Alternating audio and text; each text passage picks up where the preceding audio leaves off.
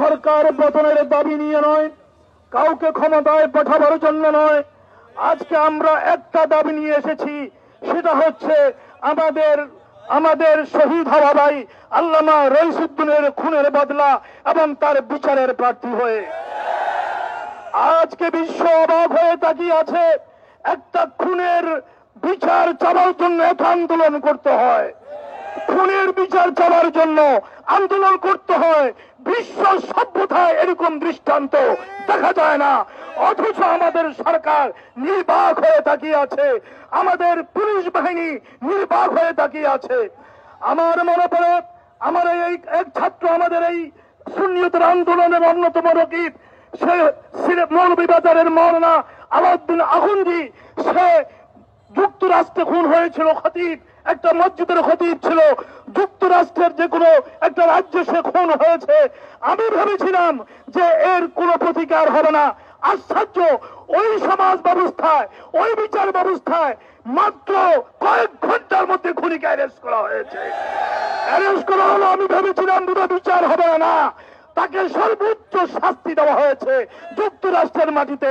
অথচ একটা মুসলিম রাষ্ট্র হয়ে এখানে একজন খতিবকে এভাবে নৃশংসভাবে হত্যা করা হলো। বিচার তো আমরা পাচ্ছি না, বরঞ্চ ওই আল্লামা রইসুদ্দিনের উপরে তারা বহুতান চাপিয়ে দিয়েছে। এটাকে তুহমত বলা হবে না, বহুতান চাপিয়ে দিয়েছে। ওরা ওর উপরে অপবাদ চাপিয়ে দিয়েছে। এটা একটা অসভ্যতা, অনৈতিকতা ছাড়া, এটা উপর থেকে সন্ত্রাস ছাড়া আর কিছু হতে পারে না। আমার ভাইরা বন্ধুরা, এখনো সময় আছে।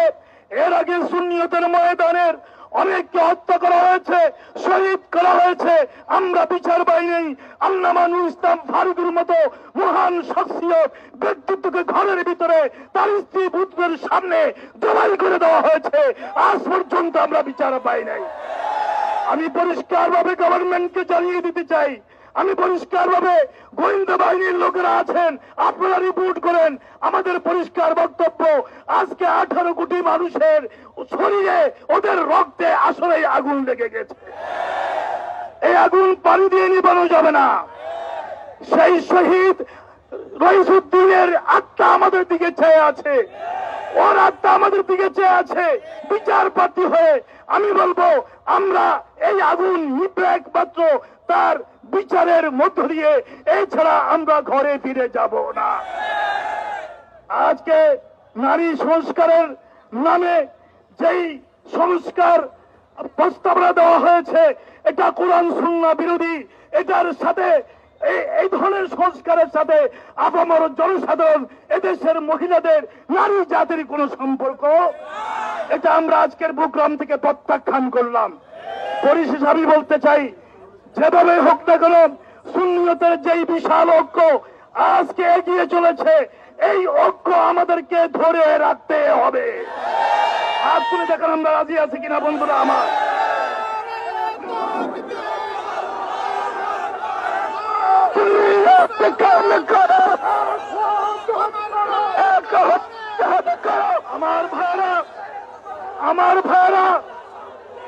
আমার ভাইরা, শুধুমাত্র রইসুদ্দিন নয়, আমরা যদি আমাদের এই শিক্ষা ঢালা ঐক্যকে ধরে রাখতে না পারি, তাহলে আমাদের নসিবে অনেক দুঃখ আছে। 18 কোটি মানুষ আমাদের পেছনে আছে। এদেশের রিক্সাওয়ালা, শ্রমিক, ঠেলাগাড়িওয়ালা আমাদের পেছনে আছে। জাতীয় কর্মসূচি নিয়ে সিংহের মতো চিৎকার করে জাতির সামনে আমাদেরকে আসতে হবে। যদি সে ঐক্য ধারণ করে, আমার ভাইরা, কোন